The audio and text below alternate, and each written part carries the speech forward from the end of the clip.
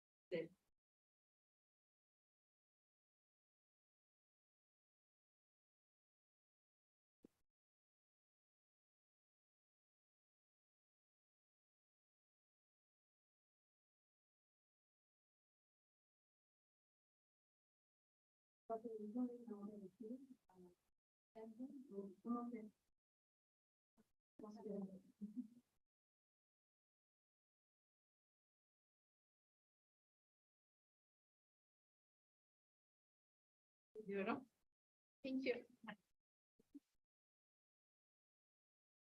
Thank you very much. Thank you.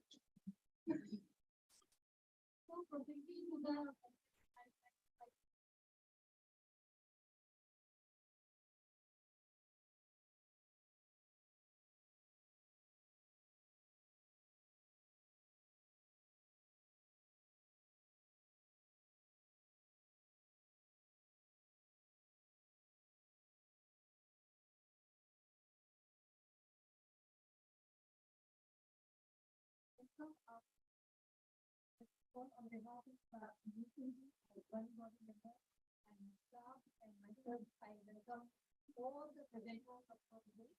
It's really very heartening to see you here. We have been holding conferences online, but this kind of interaction, face to face, I think that lasting impact. And so I welcome you all, and I'm so happy that you have traveled all the way to India to join us at Mother Sundari College. And students are at LBC, they are pouring in just to listen to you. And of course, we have these kind of presentations. Where I just make a brief overview that from TV and Osman, Dr. Ahmed Farah. So,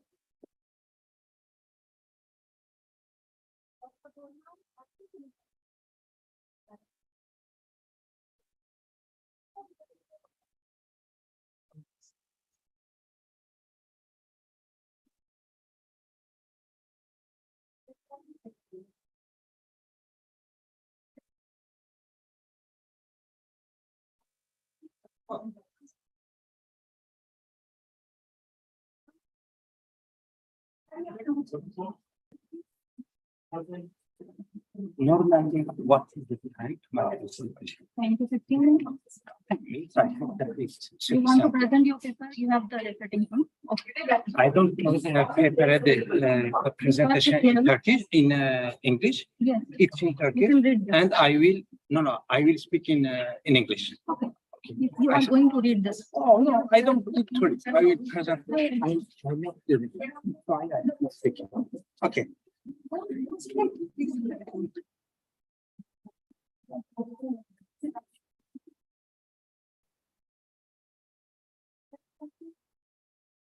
PPT है हम share कर दीजिए ना you have PPT right now It's not. desktop पे करके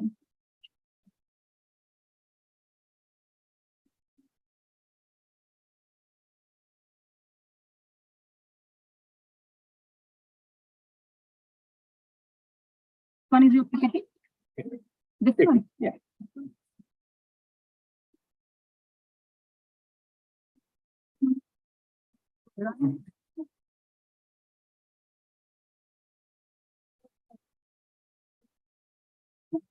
no?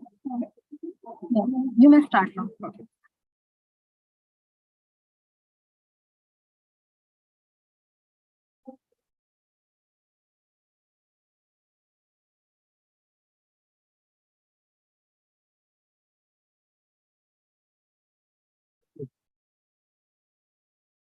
Dear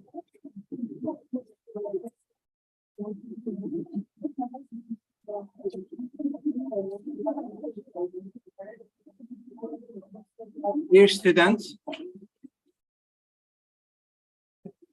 dear colleague, and the very important person, teaching staff of the Saudi Madri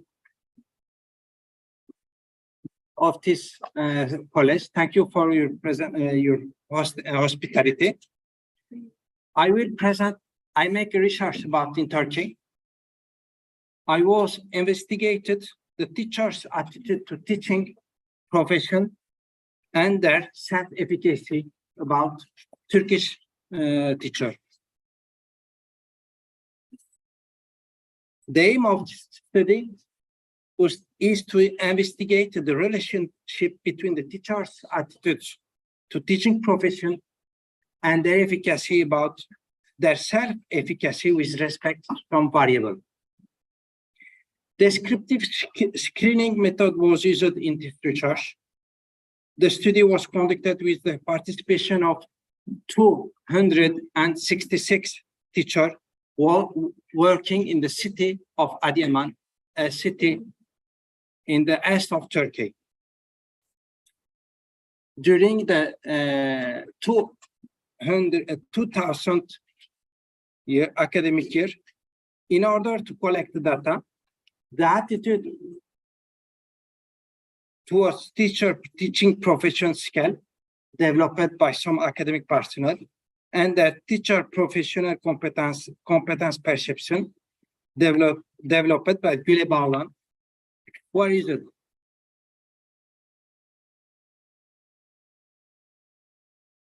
In a small abstract, we can say that attitude towards teachers' teaching profession skill consists of 4 dimensions, such as valorization, occupational burnout, apathy and openness to professional development, while teachers' professional competence perception skill consists of a single dimension. After analyzing the democratic characteristic of the study group, the computer program was used for the analysis of the data collected.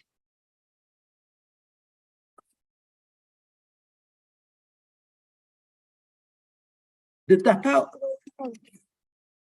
not running. Oh, it's not Alberto. The data were analyzed by using Mann-Whitney test and Kruskal-Wallis test.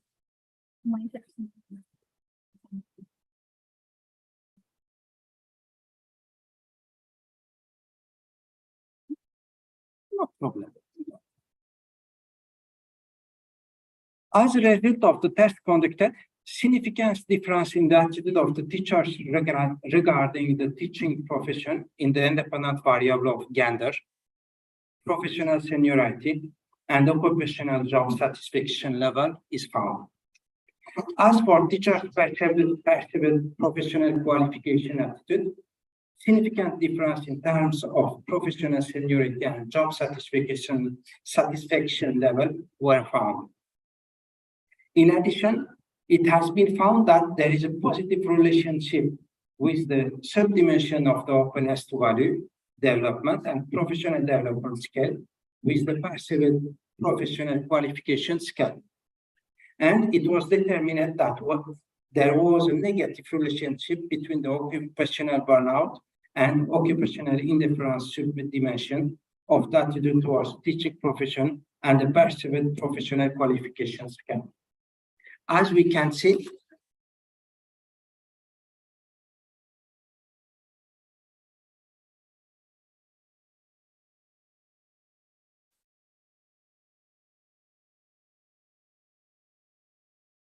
the main conclusion of this study is that we must change the working dimension of the teaching profession.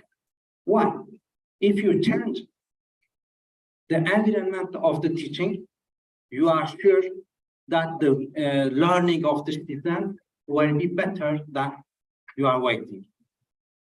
It's all. Thank you for listening to me. Thank you very much.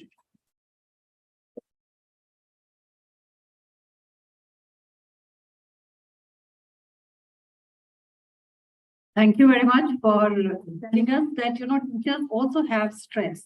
There are multiple reasons for this stress, the kind of stress teachers have. I think students are sitting here. We are also human beings.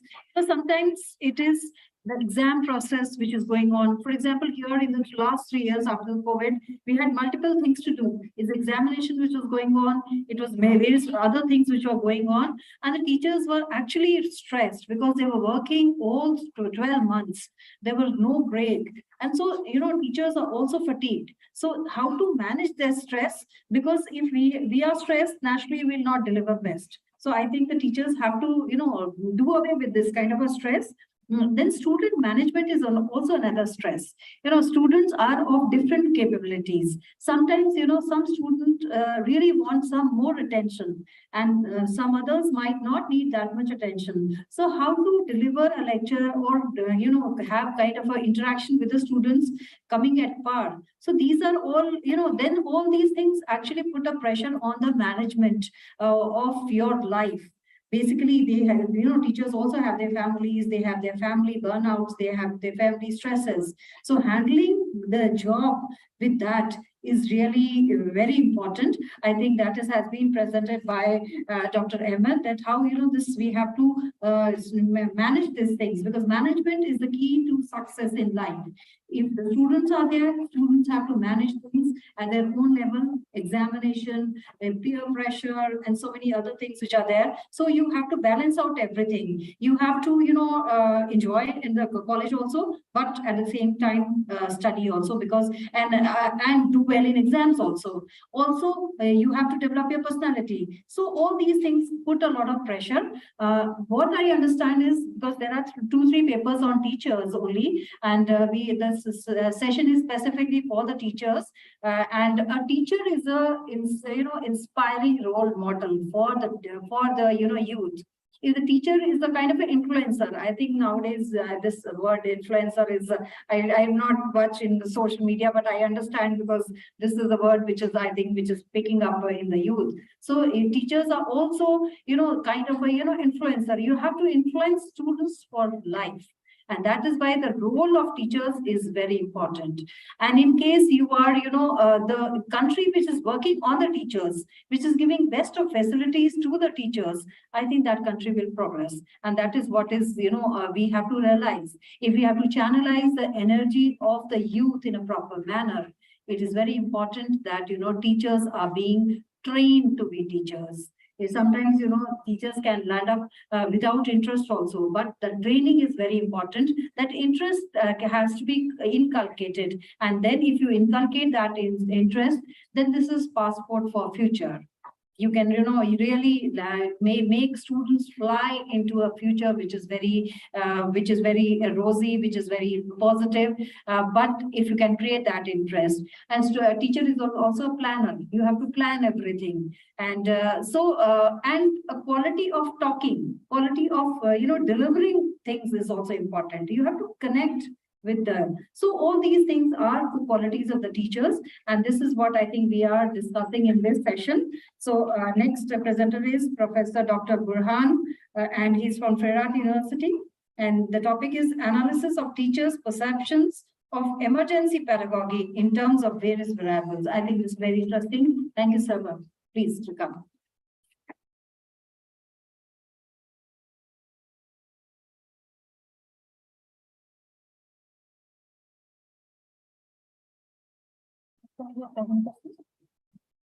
This one. English. Yeah, that's okay.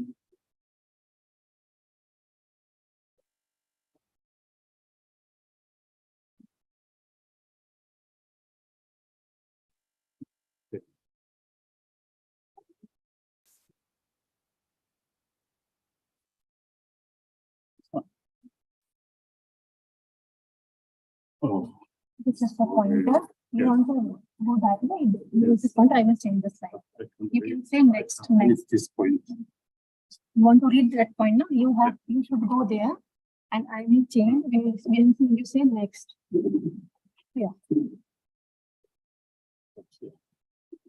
Hello, everyone.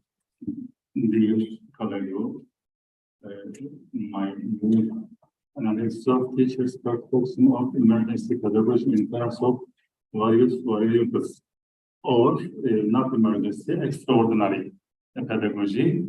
We use new terms in education after COVID, after global wars, and after big disasters.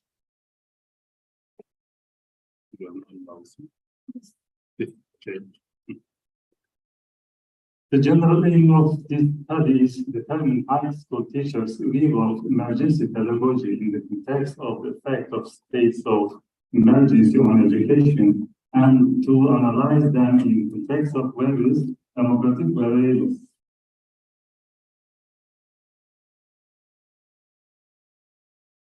The subject is defined in line with the general purpose of the study as follows. How is high school teachers awareness of emergency pedagogy? What are high school teachers' views on the relationships between emergency and education? Do high school teachers' views on emergency pedagogy vary according to demographic variables? The first model, this study was conducted in the survey model. The population of this study consists of total of 676 non-thesis master's degree teachers studying the educational science of Prague and digital universities.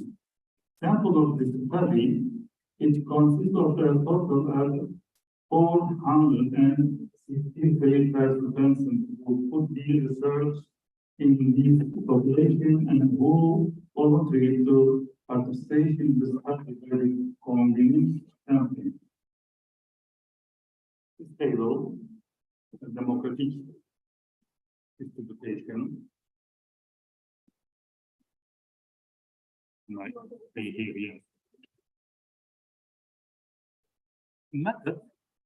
In the study, data were called the questionnaire on teachers' opinion on the emergency or extraordinary pedagogy. This questionnaire consists of 25 items, 5 of which are related to personal information, and 20 of which are related to subject of the study. These items were rated as a 3 yes, 2 partly, and 1 no.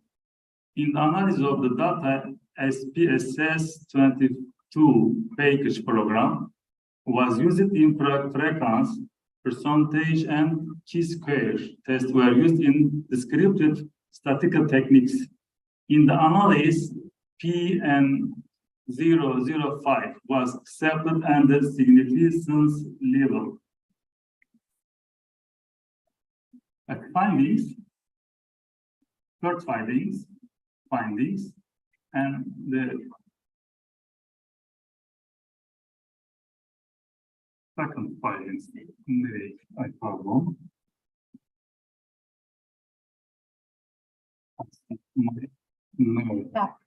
Back, please. Table.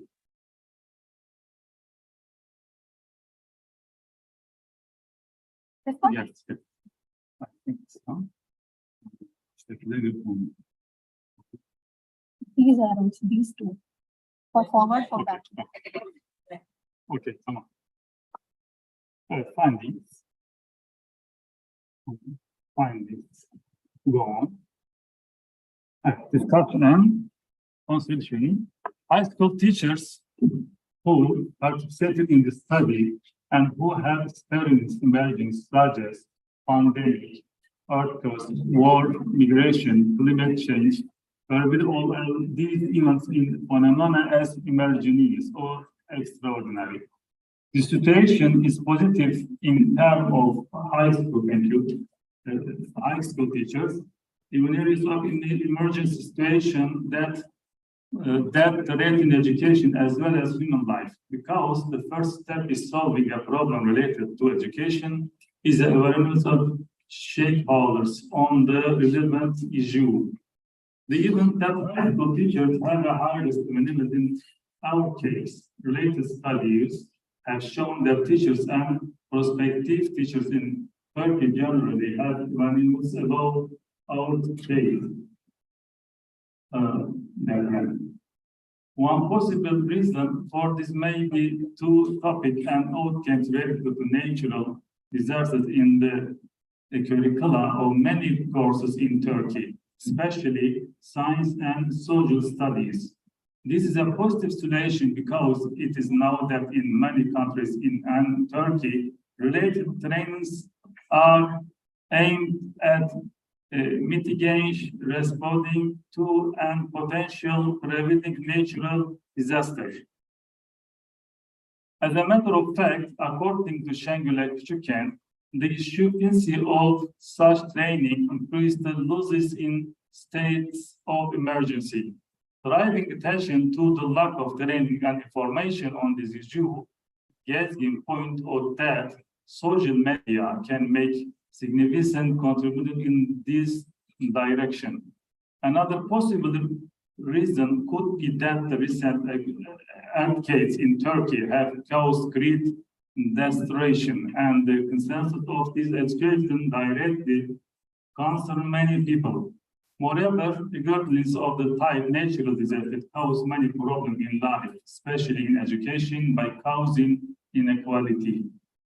Teachers, the benefits of the earthquake is followed by COVID pandemic, migration, and Russian and Ukrainian war, and the climate crisis.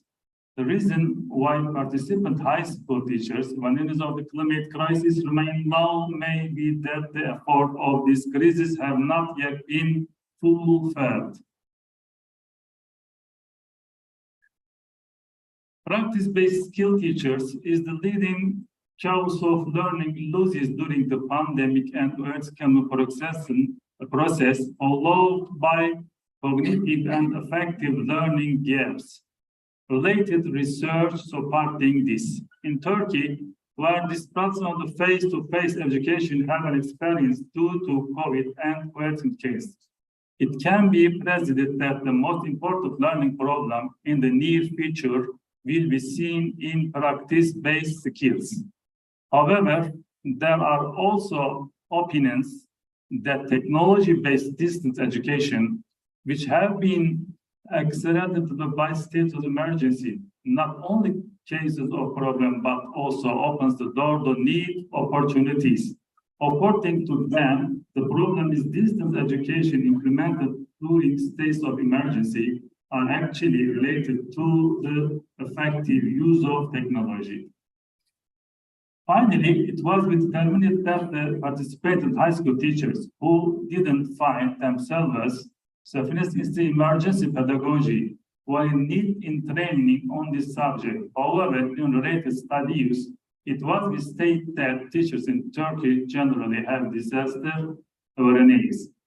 However, the finding of the study that teachers don't find themselves fancy in emergency pedagogy and need training can be interpreted as disaster awareness alone doesn't ensure readiness for this emergency pedagogy. Regardless of the type of disaster, it is important to train all education stakeholders, especially teachers on emergency pedagogy, in order to reduce the damages to be experienced in education, which is one of the first phenomena threatened by disaster after human life. Thank you for your attention. Thank you.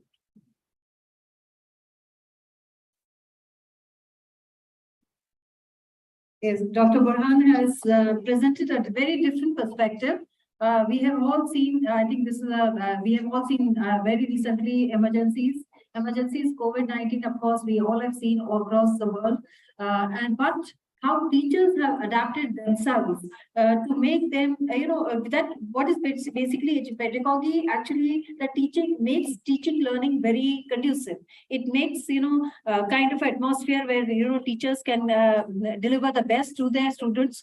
So in this concept, I think he has used various variables, like he has climate change, pandemic, war, migration, earthquake, and all these factors he has taken into account, how these factors affect knowledge, and teaching. So in India also, I think recently we have seen flood in the northern region, and I have seen pictures of teachers going into the boat, and they are going and teaching and going to the school and trying to bringing the students together. So these kind of pictures of teachers bearing all odds just to deliver the best to their students, we have seen these kind of pictures here also. And not only that, sometimes, in some areas, what the teachers did is, what the that area decided that if associate professor is staying in a particular area, they will pick up all the students belonging, nevertheless they can be studying anywhere else, but but they are taking a common pool of students living nearby, because you can't travel far off. So the teachers living in the vicinity and the students living in the vicinity, and you are delivering your best to those students. So these kind of things we have seen, how teachers are more, they can adapt to various circumstances despite war. War has been really, because Turkey has, is at the confluence of Europe and Asia that way. Always there has been a lot of problems in the historical past also, and nowadays also, because it is at such a central place, there have been certain problems also. But how teachers have bared all and they have delivered their best, I think that is the best learning which they are giving to their students, because students are learning from this life experience, how their teachers have been brave enough to deliver for what is best for their students. I think that is the best life example which the teachers can give, and because teachers are the role models, and if this kind of, they are braving all the situation to give their best to the students, I think that is the best thing. And that is why, the profession of teacher, which is very humble profession, because you are training your students to, in various, and placing you in various fields. Or best thing is making you a good person. So if all these things are there, it's all because of your teachers. So the teaching that way, I believe, is a very, very noble profession. And if teachers are adaptable to change, then I think they can do quite a lot. And Dr.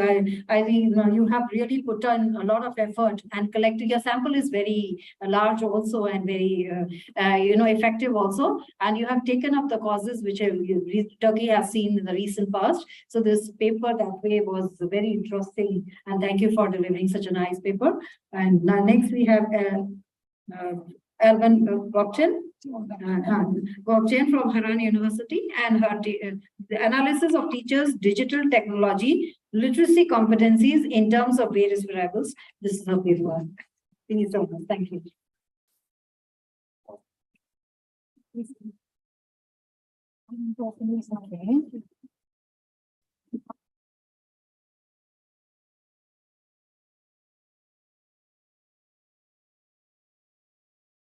This one? This one. Sono English.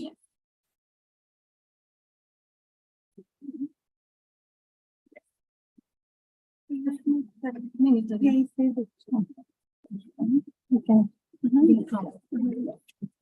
want to change this. Hello. My study's name is Analysis of Teachers' Digital Technology Literacy Competences in terms of various variables. The purpose of this study is to analyze high school teachers' digital technological literacy perceptions and competitions in the context of various variables. The research, which has designed on the axis of quantitative paradigm, was conducted with the survey method. The research was conducted on a total of 412 teachers who were determined by random sampling. The data of the study were obtained with the digital technology literature scale with two sub-dimensions: developed by the first author.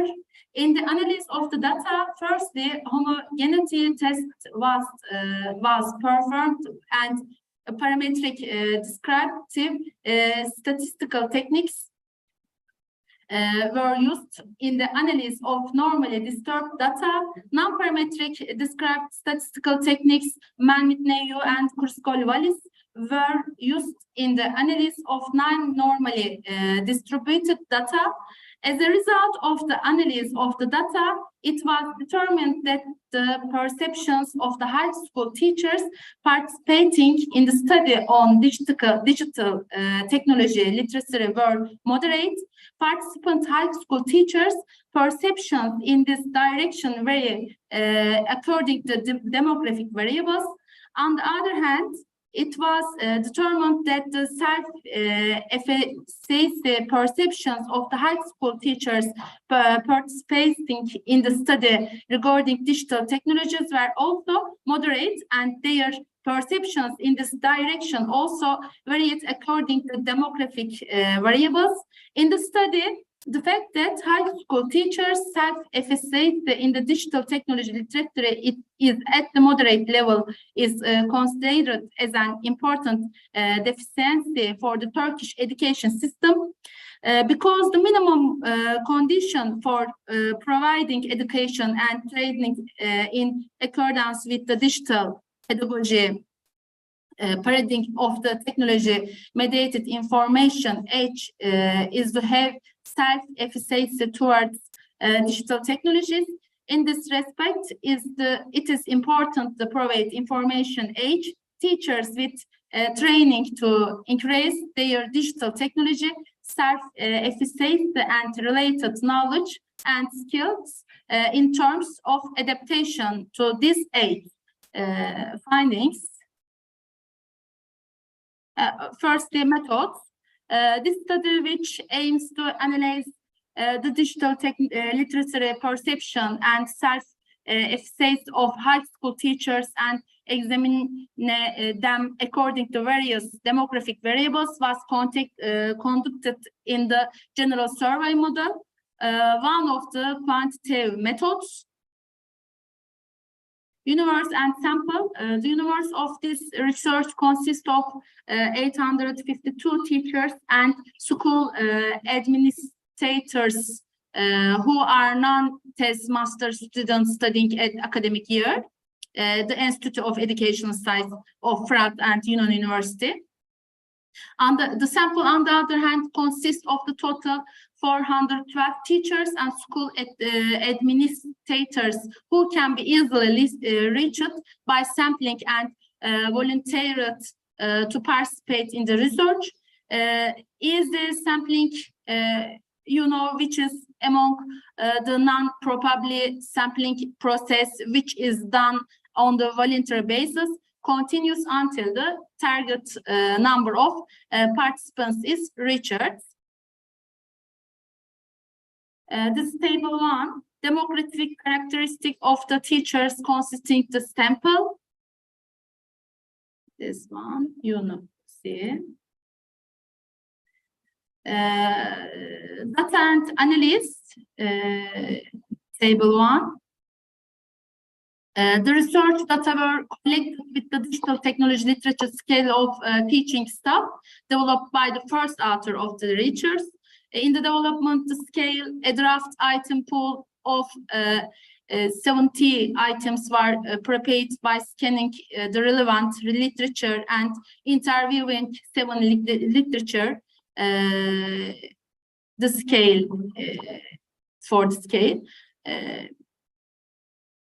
And then the first factor consisted of the total of 5 items was named perception, and second factor consisted of the 20 items was named self-efficacy and scale, result scale, which are understood to be compatible with the relevant literature and given below.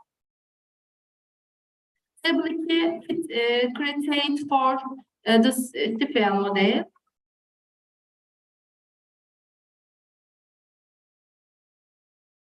Findings, table 3 high school teachers' perception of digital literacy. You see. When table 3 is examined, it's seen that the digital literacy perceptions of the high school teachers participating in the research are moderate.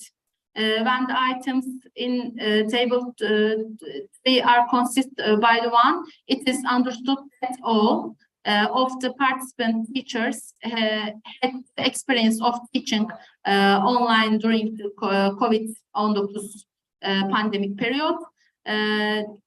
These teachers mostly are aware of the importance of using digital technologies today. However, participating teachers consider these development.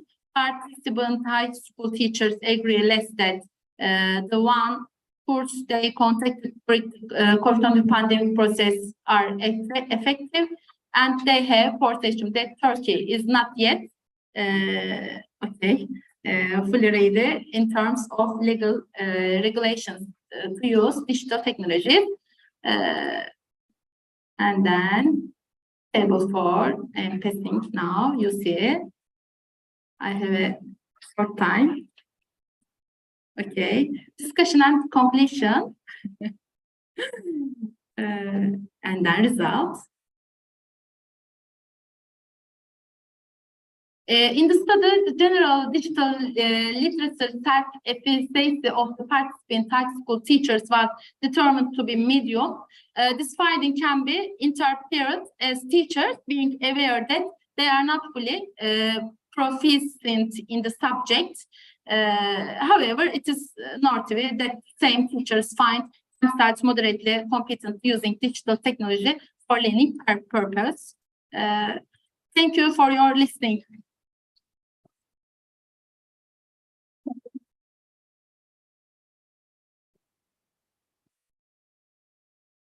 Digital technology is here to stay. I think generation really cannot, as you know, imagine life without digital technology. I think we have seen, of course, because we have seen without digital technology also things work. But yes, I agree that digital things have made things very simple. At a click of one button, there are many things which are available for us. And in teaching learning process, digital technology plays a very, very vital role. And suddenly the teachers all over the world change themselves during the COVID-19 to deliver best of during the COVID-19 situation also. So change is constant. So we have to agree to this change. We have to adapt ourselves towards this change, and digital technology can make changes very fast. And, you know, many things can come in forefront. And for that, collaborative learning is possible by digital technology. I think you can collaborate together, make projects together, make interesting projects and so on. But all this will come through the teachers. Teachers first have to update themselves, and once they update themselves, they will be able to, deliver things to you. I know many times our students also teach us many things, and I'm sure, and really, I can tell you that even when I'm stuck up with my phone or something, it is my children who come forward and say that, you know, this is what you are doing wrong. So even the teachers can learn quite a bit from the students. So students who are very conversant with the digital technology. Yes, we know our teachers are also using it, but let us make it more innovative. It can be interactive. It can be, you know, we can bring things together. We can make the classroom very lively, because virtually, if you are seeing things together, that things, it strikes. For example, I remember one incident when, new entrants were there in the COVID-19 and everything was closed. So we had to welcome those students.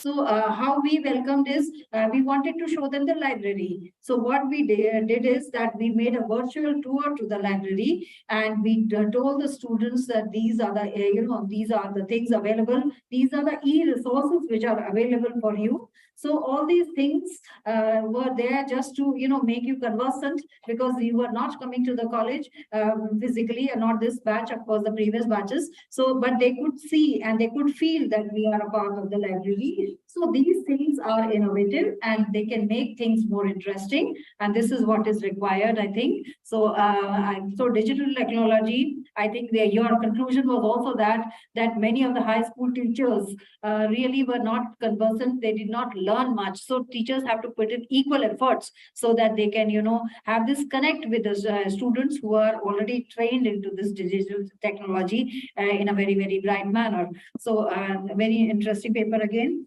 Next is Dr. Özlem Fetina from Gazi University. This is analysis of Kafka's Kelling fable in terms of characteristics of the fable genre. So I welcome you, ma'am, to present your papers. Please do join us here.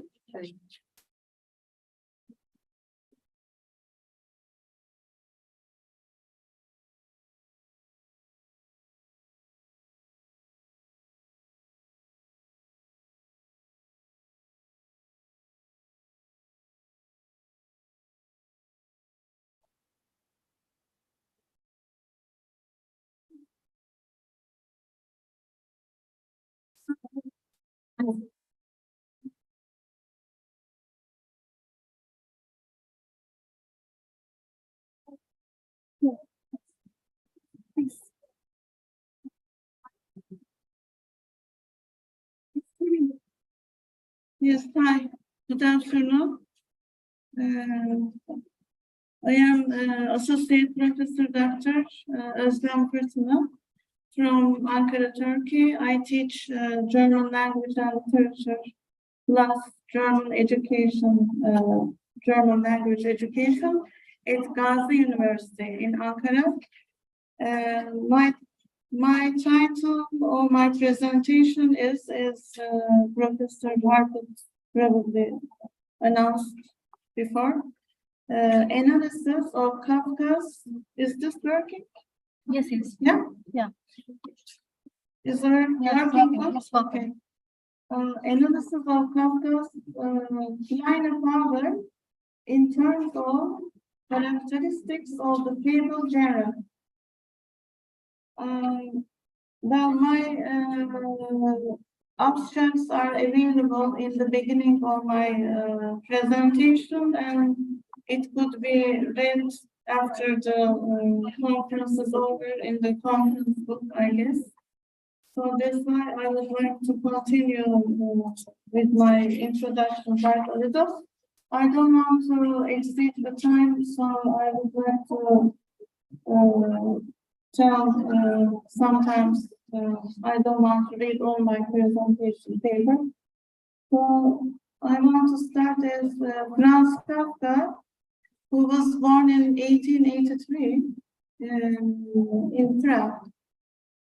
And he wrote, who wrote in German, was actually not a well-known writer in his own time. Well, I don't want to explain all this now, but after his death, he became famous.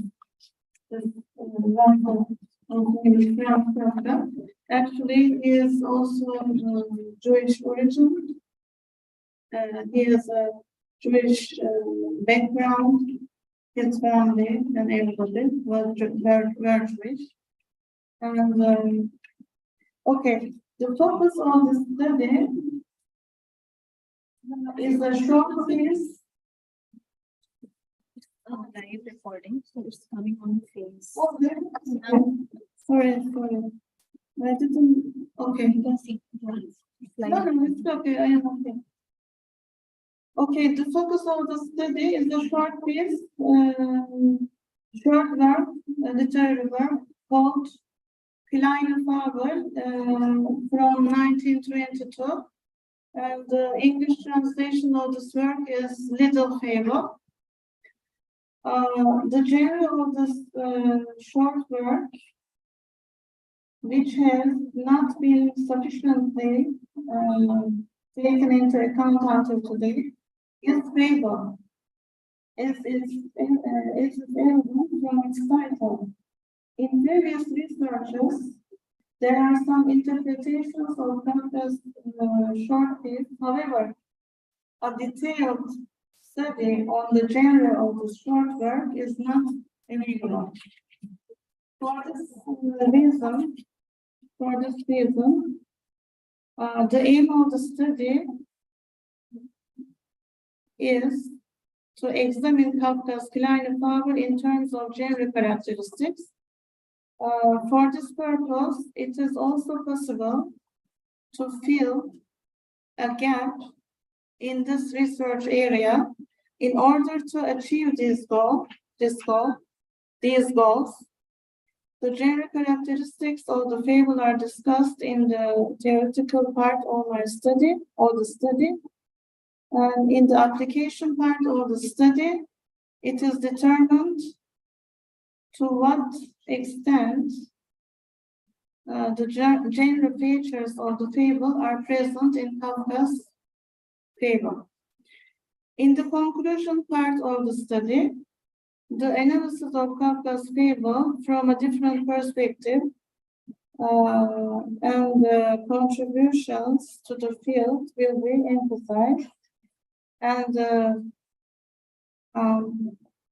meaning of the relationship between the mouse and the cat in the fable, of course, will be revealed.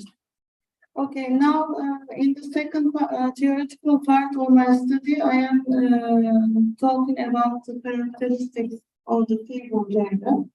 I would like to tell you in short, I mean, I don't know.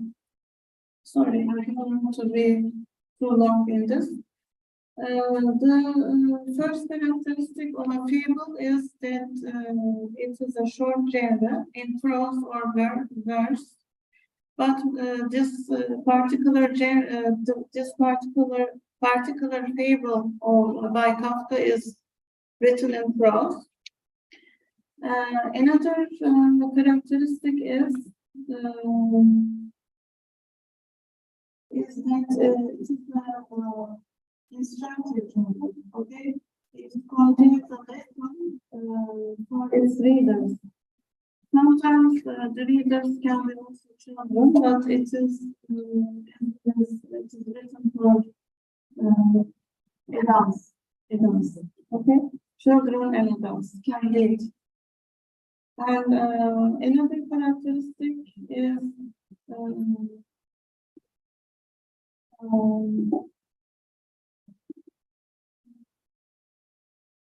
that it has some parts like sometimes it has usually it has 3 parts. A fable has 3 parts.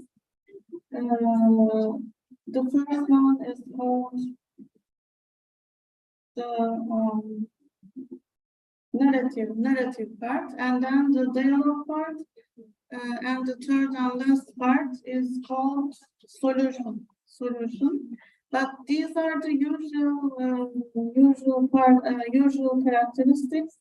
So I am examining in this particular paper if all these characteristics are available in Kafka's piece. So in the next part, I am talking about Kafka's fable, which is very short. It consists of a single paragraph, and the story in this fable is about a cat, about a relationship between a cat and a mouse, and between a mouse and a cat, actually.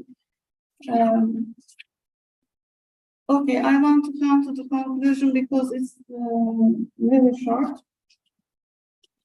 Okay, in this study, Kafka's kleine Fabel was discussed and analyzed in terms of the characteristics of the fable genre. It has been revealed that the short narrative is a fable and has the genre characteristics of the fable. As a result, Kafka's fable serves to understand some facts about human life by dealing with the relationship between mouse and cat in nature. Meanwhile, Kafka tried to bring the reality of his own life through literature. Kafka tried to tell his own destiny in The Fate of the Mouse because around 1922, when this fable was written, yes, Kafka was really ill, yes, and had to be treated constantly. Kafka must have felt himself close to death, so that he also continued that he also confronted the mouse with that. Due to the depression he was in, Kafka must have felt like he was caught in a trap. It is implied that death is inevitable in terms of human life, and that sooner or later one will die. Okay, but in Fable, of course, I forgot to tell you one of the most important characteristics is that its heroes, I mean protagonists, are always animals. There are no humans in a Fable. Okay, this is all for today. Thank you for listening.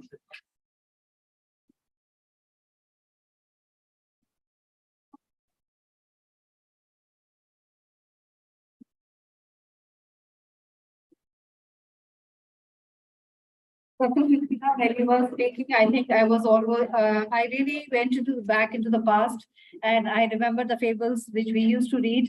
I think Dr. Sandhu is sitting here. I think we could not do, we always used to read Panchatantra and all these stories.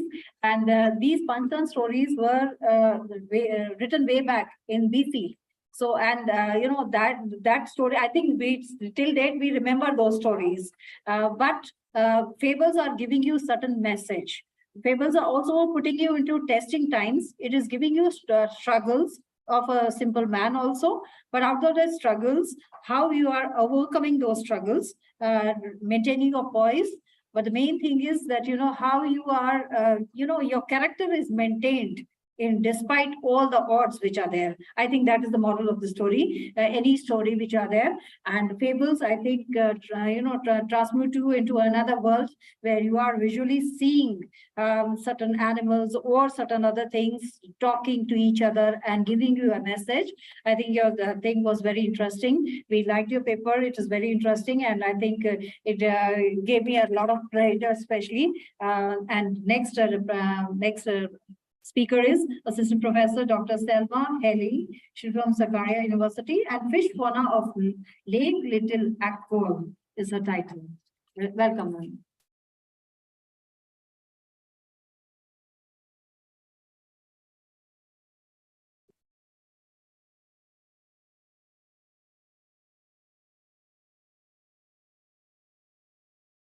Presentation.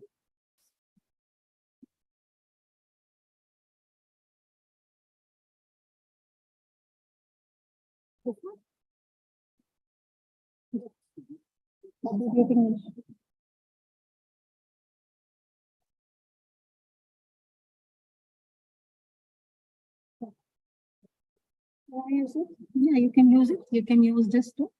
This is for next. This is for that. Okay.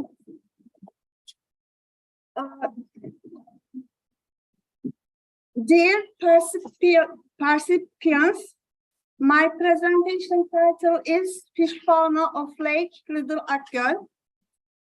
Sakarya River is third longest river in Turkey. Lake Little Akgol is located in lower basin of Sakarya River, and it is within the city of Sakarya. This research was carried out to determine the fish fauna of Lake Little Akgol. The rainy area of Sakarya River Basin covers about 13 streams. There is no doubt that the good or bad things existing in wetland area primarily depend on behaviors of humans inhabiting in this region.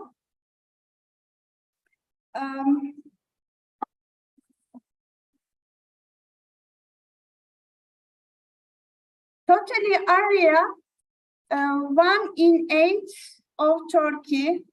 It's important for me.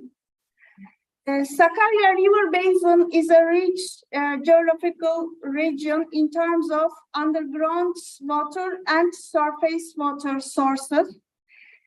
In figure 4, you see underground water surface, approximately 71. 15 of them is clear, account of chemical properties. 15 of them is clear.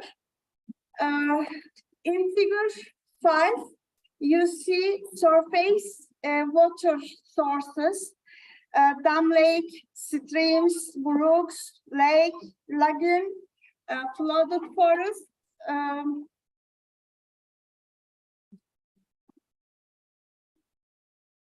Lake Little in figure 6, you see Black Sea, Marmara Sea, Sapanca Lake, the other lake. You see Sakarya River, the Sakarya River, and Lake Little. This is very little lake. Surface area totally 20 hectares. You see it's very close to Sakarya River. There are special environmental protection areas within the Sakarya River Basin. Our research area, one of them. Surface area of Little Lagoon is 20 hectares. The lake is the lake has two protected area status, level of national and regional. Actually, 41 hectares region, including with Lake Little has been declared as natural city area having second-degree importance. Also, totally 187 hectares region, including with Lake Little has been declared as wetland having local importance. You see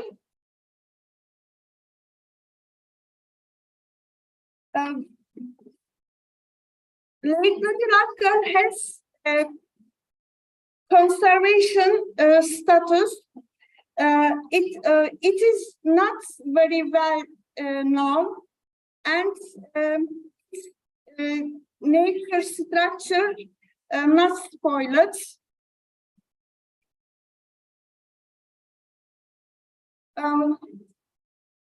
It is quite close to the neighbor. Nearby surroundings, there are human activities. Lake Little and its surroundings area contain the following features according to regulation on natural protected areas. A few of them are given below. It has species diversity, genetic diversity, ecosystem diversity. It is adequate size containing the main elements of present ecosystem. And it is adequate size containing function of ecosystem. It has social, cultural, and recreational values to provide integrity of the source of landscape. It is additional to its current conservation status. It is quite close to the neighbor.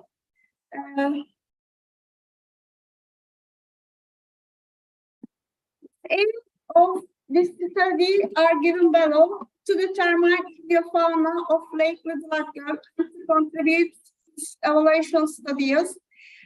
In the future test to provide understanding how fish community and natural structure of the study area have been damaged from ecological disasters. In the future test to provide understanding how spoiled ecosystems have been transferred to humans, or on the contrary, provide understanding how the main ecological features and ecosystem in the study area have been welcomed indicators of the sustainable development targets thanks to the conservation studies. Lake Little Akgöl is located between 40 and 41 north latitudes, 30 and 31 east latitudes. The average depth of the lake is 2 meters. The lake has been feeding by waters coming from the bottom, and its depth has been changed seasonally.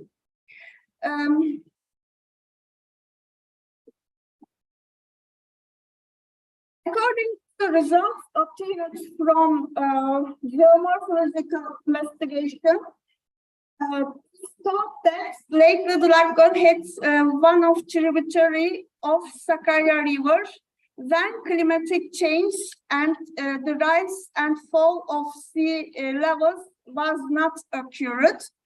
The lake was formed in response of the climatic change and sea level was rising and fallen. These combined effects, like a lot of small lakes existing in the lower basin of Sakarya River, is seen in figure 10. This mentioned things about 5,000 years ago. And stream beds had become wider and deeper. They had been filled and with alluvium, and of temporary lakes were formed by closing amount of stream heads that joined Sakarya River.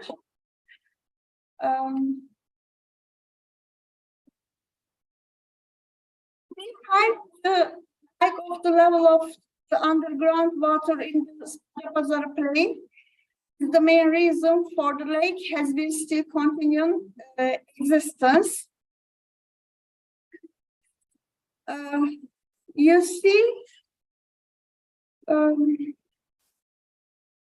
natural protected areas are divided into the 3 categories: sensitive areas to be strictly protected, qualified natural protection areas, and areas of sustainable protection and utilization under control.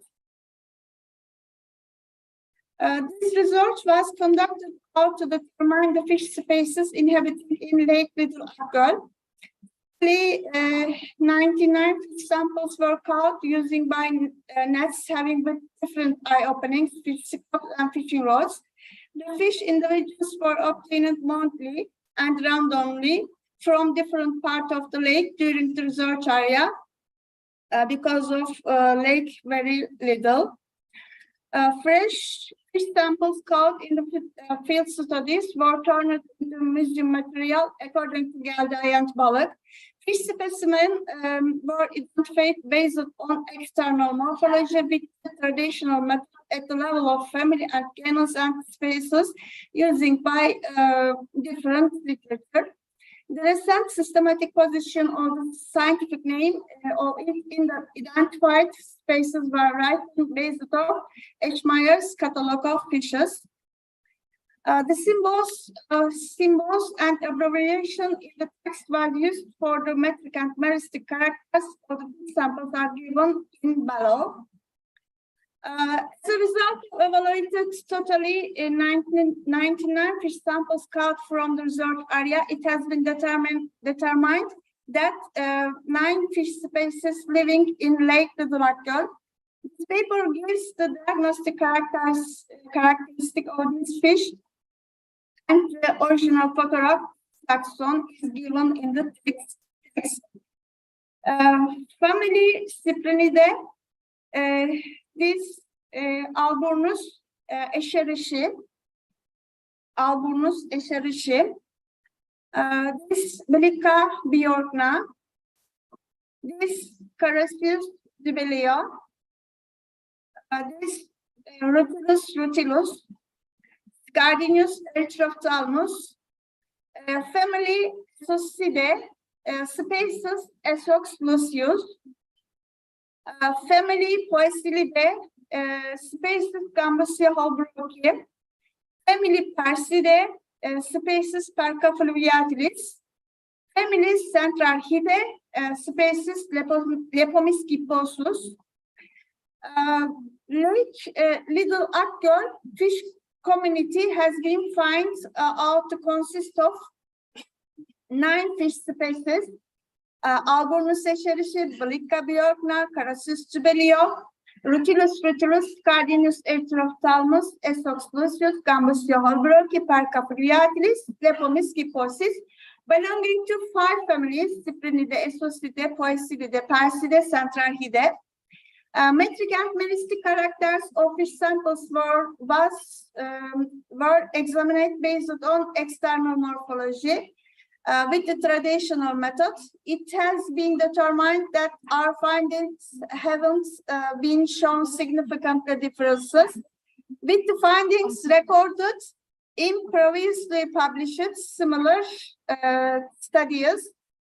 Esox lucius and Perca fluviatilis are fish species having importance economically, and they have been consumed locally by the regional people.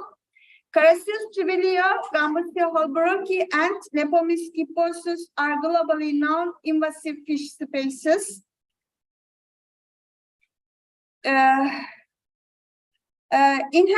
in too many wetlands to count, and these invasive fishes have ability of rapidly breeding, quickly growing, and increasingly geographic spreading. Water is most primary matter in structure of living organism, and wherever they inhabited, water must be in there. With the effect of its polarity, water plays in the most important role, enabling having distinctive features at every level of biological organization, from the molecule to the biosphere.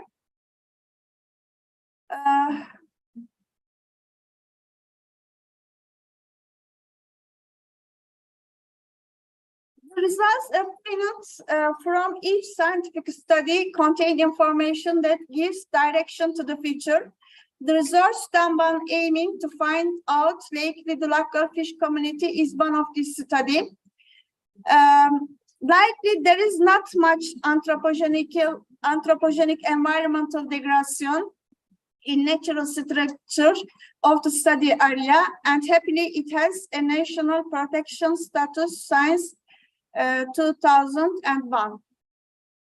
Thank you for listening to me.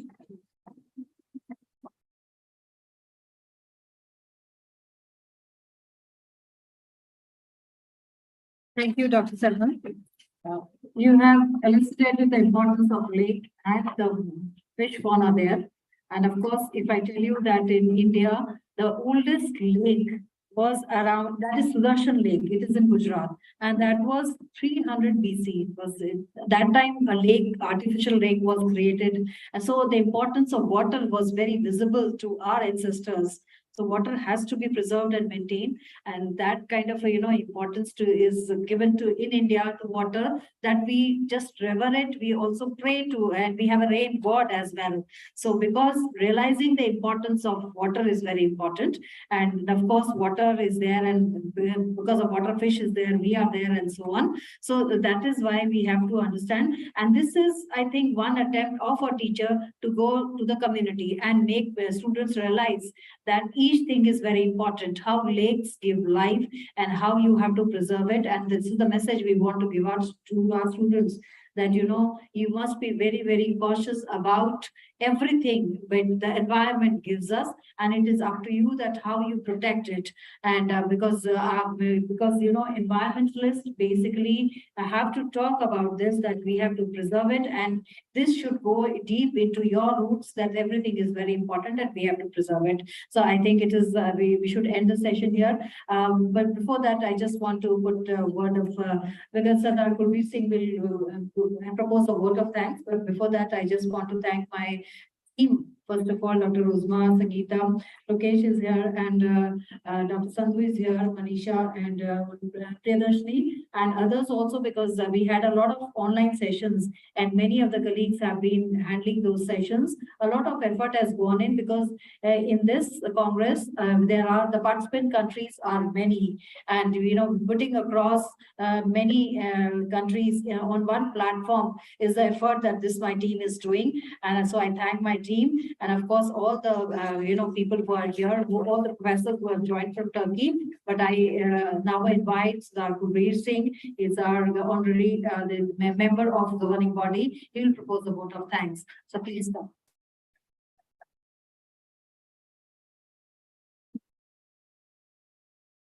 I would like to thank you everyone for participating in the 8th Asia Pacific International Modern Sciences Congress, organized by Mata Sundari College for Women in collaboration with ICSAT Turkey.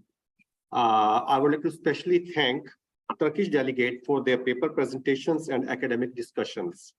I'm sure your hard work and these kind of research in various areas will really help everyone to do further innovations and use new education techniques to make the education more simple, practical, and interesting. Once again, on behalf of the principal ma'am, Dr. Harpreet Kaur, all faculty members, and the students of Mata Sundari College, I would like to thank you, everyone. Thank you very much.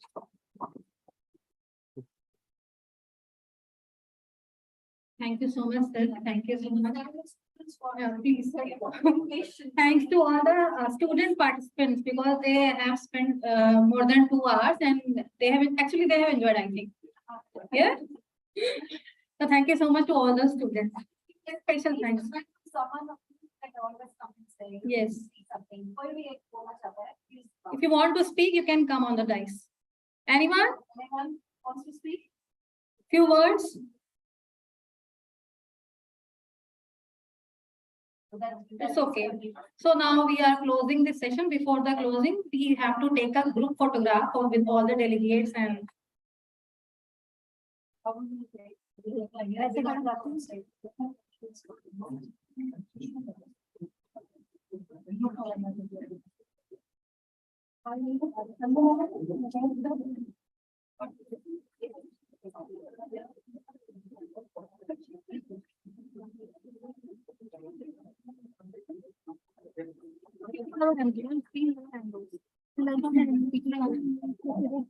आएगा ना ठीक है हाँ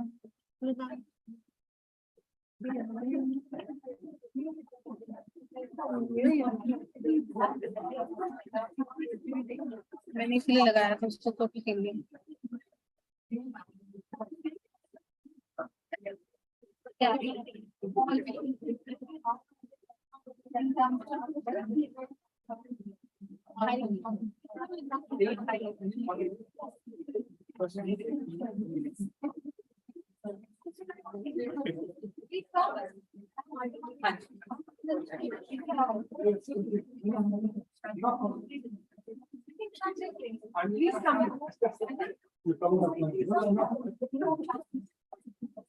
Yes. Yes. Yes.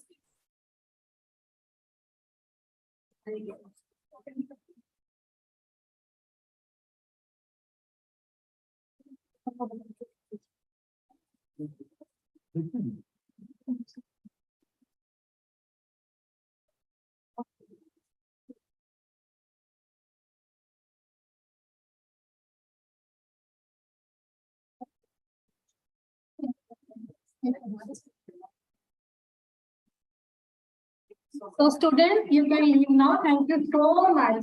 Again, because basically you are the special guest today.